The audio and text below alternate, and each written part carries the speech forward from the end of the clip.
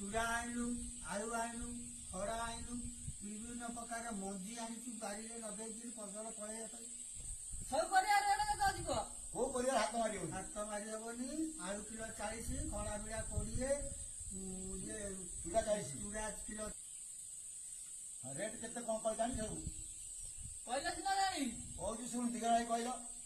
ଆଳୁ କିଲୋ 40, ଚୁଡ଼ା କିଲୋ 40, ଆଉ ପରିବା କଥା ନାଁ ଧରନା।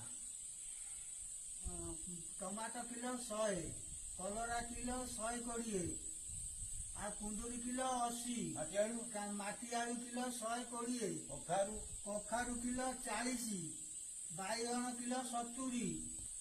ରେଟ୍ ଶୁଣିକି ଦିଟା ଚାକିରିଆ ଲୋକ ବେଶ ହୋଇଗଲେ। ଜାଣିଛୁ ଆଳୁ ରେଟ୍ କେତେ? ଗୁଆ ରେଟ୍ କେତେ ଜାଣିଛୁ? ଆଉ ଗୁଆ ରେଟ୍ କେତେ ଜାଣିଛୁ? ଗୁଆ ରେଟ୍